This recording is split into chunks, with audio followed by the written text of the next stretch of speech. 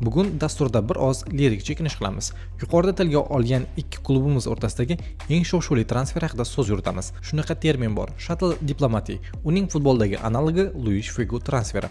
Real prezidentligi uchun kurashib yutqazayotgan Florentino Perez antiqa reja tuzadi.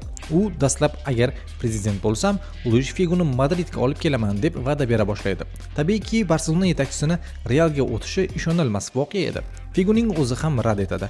Keyin esa Perez kengashga aytadi: "Agar meni saylasanglar, Figoni olib kelaman. Bunga shubha qilmang. Gapimda turmasam, har birlaring uchun a'zolik badalini to'lab berishga kafolat beraman." Gap bir necha million haqida edi. Tabiiyki, unga ishona boshlashdi. Endi tanganing ikkinchi tomoni bor. Figoni ko'ndirish kerak. Perez Futre orqali futbolchiga chiqib, dastlabki shartnoma taklif qiladi. Unga ko'ra Perez Figoga oldindan 2 million yevro beradi. Agar Perez yutsa, Figo Realga o'tishi kerak. Agar yutolmasa, o'sha 2 million Figoning o'zida qoladi. Mabodo Perez yutsa-yu Figo Realga o'tishdan voz kechsa, 22 million yevro jarima to'lashi shart. O'sha pallada Perez katta farq bilan orqada edi. Ichkaridan xabar yo'q Figo uchun bu yaxshi shartga o'xshadi. Baribir yutolmaydi-ku. 2 million ishlab oladi. Qizig'i, aynan Figoni olib kelish va'dasi bilan Perez kichik farq bilan yutib chiqadi. Hamma shokda, ayniqsa Figo. Perez unga shartnomani eslatadi.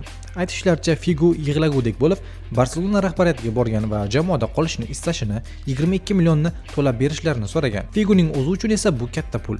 11 yillik maoshga teng bo'lgan. Tabiiyki, Barselona rahbariyati o'z futbolchisini Realdan sotib olishi kattaroq sharmandalik edi. Figoga omad tilashdan boshqa iloj qolmagan. Keyingi voqealarni o'zingiz bilasiz.